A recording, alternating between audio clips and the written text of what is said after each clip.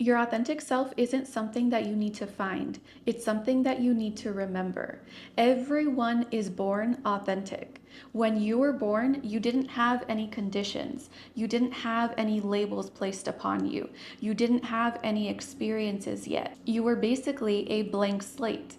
That is your authentic self. Your authentic self is the version of you who has zero limitations, the version of you who is completely unstoppable. So, the way that you actually tap into your authentic self is by removing all of the layers, all of the things that have essentially shaped you into who you are today, all of the things that hold you back. If you're someone that struggles with fear, self doubt, self sabotage, overthinking, anxiety, depression, whatever it is, those are the layers that you need to remove in order to uncover your authentic self. A lot of the time, when we think of finding our authentic self, we think that it's something that we have to search for, right? We're like, well, who am I really? Who is my authentic self? But again, when you strip away all of the unwanted layers or the limiting beliefs, essentially, that's when you tap into your authentic self. So it starts with a shift. For example, the majority of my life, I used to call myself shy and quiet. I used to say, oh no, I can't, I'm too shy. Oh no, I can't do this, I'm too quiet. Oh no, I can't do this because of my anxiety. Oh no, I can't do this because I'm scared.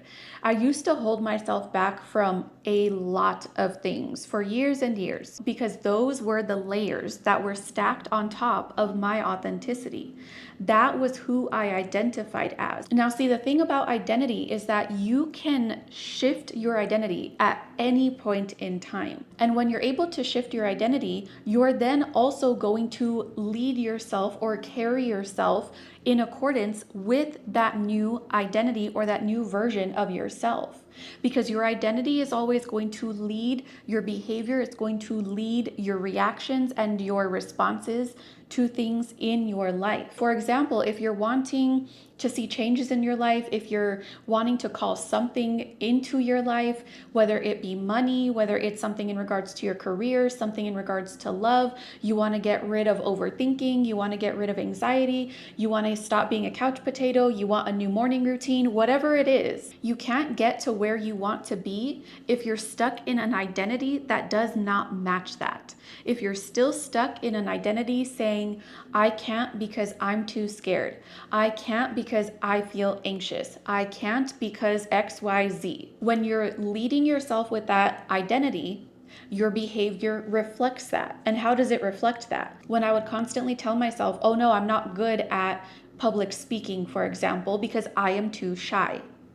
That was what I thought my biggest weakness in my life was speaking to people. Little did I know at the time that what I thought was my weakness was actually one of my greatest strengths. Once I realized that it was actually one of my greatest strengths, I ended up becoming a high school teacher where I spoke to 180 students every single week for 7 years. And again, that shift happened when I stopped identifying as someone who was shy. And sometimes it's as simple as saying, okay, I know that I have this limiting belief. In my example, it was that I'm too shy, I'm too quiet, right? But it actually was something more underneath the surface, at least for in my experience. I also realized that the meaning that I placed on certain experiences in my life was the thing that shaped my belief of not feeling like I was a public speaker, of not feeling good enough to speak to people. And it was an experience where in school, and I think I've mentioned this before, but in school when I was a kid, again, I was really quiet, right? And the teachers would always try to get me to talk. And they would say, Crystal, you're so intelligent, you're so smart, but you need to talk more. And even though the teacher's intentions were good, they were trying to get me to branch out of my shell. The way that I interpreted their comments about me was, Crystal, you're quiet. And if you're a quiet person, that means that there's something wrong with you. That was my interpretation. That's not what they said, but that's how I interpreted it. So I gave that interpretation, which everything that you experience in life, you're giving it a meaning based on your interpretation, but the interpretation that you give things matters, right? Obviously, I didn't know that at the time as a kid, but what I'm trying to get at here is that there are millions of interpretations for one single experience. So the lens in which you view a certain experience is going to determine how you interpret it and the meaning you place on it. So since I placed that meaning on that experience as there's something wrong with me because I'm a quiet person, it ended up making me become even more quiet, right? Which is kind of strange because it's like, well, why wouldn't you just talk then if you feel like not talking is wrong? But then I started to feel like if I did talk, I wasn't going to say the right thing. That if I did talk, people were going to judge me. That if I did talk, people were going to call me out and start saying, oh, look, she's finally talking. And that would make me feel weird. That would make me feel uncomfortable, right?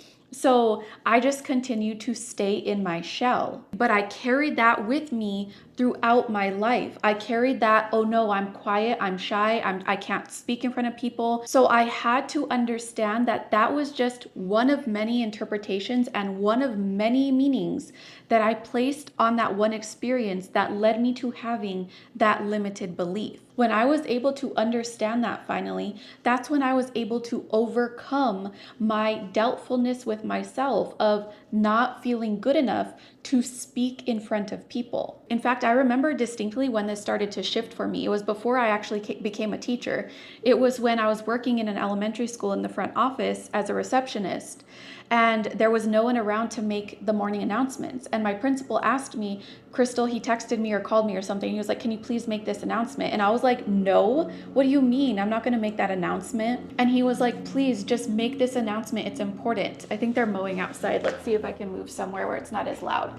And so I was like, okay, I guess, if my job depends on it, I'll make the announcement for you. So I make the announcement. And at the end of the day, I had tons of people. I had several teachers, and even the secretary, she popped back in after she was running errands in the school, and she popped back in after I made the announcement. And all these people were like, was that you that made the announcement? And I was just like, yes. And they were like, you sound so good on the PA.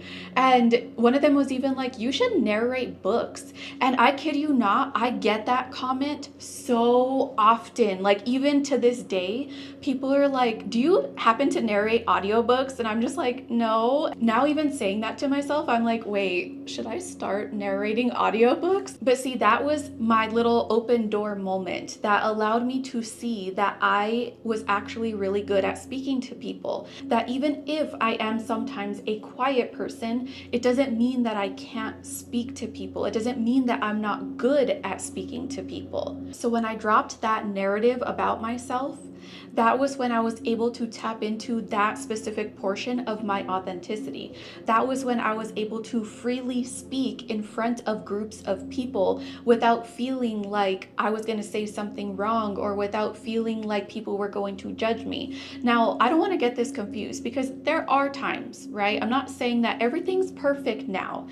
There are times where I'll get up and talk in front of people and I feel a little scared. I'm not gonna lie. There's gonna be times where I'll get up and I feel the nerves, right? And I start feeling a little shaky. Maybe my face turns red like a tomato. But once I start talking, once I focus on what the message is, all of that fear or the doubt that creeps in or the anxiety that tries to creep in, it goes away because I don't feed it. Whereas before I was comfortable with speaking in front of people, I would feed those unwanted things, those unwanted thoughts, the unwanted feelings. I would be like, oh no, I can't do it. And there were times where I would legitimately almost be called to speak in front of a group of people, and I would just be like, no, I can't do this, and I would just run away. Like, I would run away because I was so terrified. Bringing this back into authenticity, your authentic self is just buried underneath the layers. So when you just take all those layers and throw them away, all of your limiting beliefs, all the conditions that don't serve you, all the unwanted or unfavorable meanings that you've placed on things in the past, when you're able to just be like, nope, that's not me anymore. I do not associate with that. I don't identify with that. That is not who I am. Then you're able to lead yourself with a different identity automatically. So since your identity always leads your behavior, you are naturally going to start acting like the version of you who has whatever it is that you want. Because I know that's where a lot of people also get tripped up. They're like, well, how do I just act like the version of myself that has what I want? But think about it this way. Think about something that you do almost automatically every single day. Something that at one point in time you didn't know how to do it, but now you know how to do it. When you go to do that thing, you don't think, okay, what do I have to do? What are all the steps that I have to take? You just automatically go and do the thing because that is who you are. You don't question yourself. You don't doubt yourself. It's like putting on your shoes. You don't question, how do I put my shoes on or how do I tie my shoes? It's something that you learned when you were a child and now you know how to do it and you do it automatically because that is who you are. You're someone who knows how to tie their shoes. So when it comes to anything else in life, career, love, money, success, joy, overcoming self-doubt, overcoming fear, whatever it is, right? When you start embodying, identifying with, this is who I am now, you are naturally taking actions as that person. You're no longer someone who was scared to talk in front of people. Therefore, when you have opportunities to speak in front of people, you don't run away like I did. You actually take those opportunities, even if you have a little feeling of nervousness or anxiety or scarcity. You still go and do it because you know that you're capable of doing it. And that's another thing that I want to touch on really quick before I end this are feelings. A lot of the time we let feelings get in the way or determine what we're capable of. Just because you feel scared to do something does not mean that you're incapable of doing that thing. Just because you feel doubtful of yourself to do something for whatever reason, maybe you're inexperienced in something that you're trying to pursue, that doesn't mean that you're not capable of pursuing that thing that you want. Because again, it's all about identity. It's all about embodiment. You don't always have to feel high vibe, rainbows, and fairy dust. It's okay if you feel scared. It's okay if you feel doubtful. But the real turning point is when you don't let those feelings run your show. When you do not identify with those feelings. Feelings and who you are not the same thing.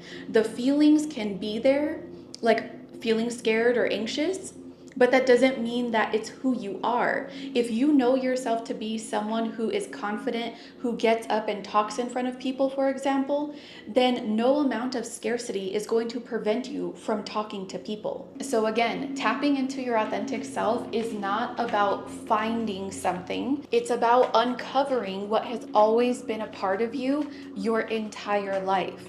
So today, start letting go of those limiting beliefs. Start letting go of the things that have been holding you back from going after whatever it is that you want or achieving whatever it is that you want or whatever it is that you desire.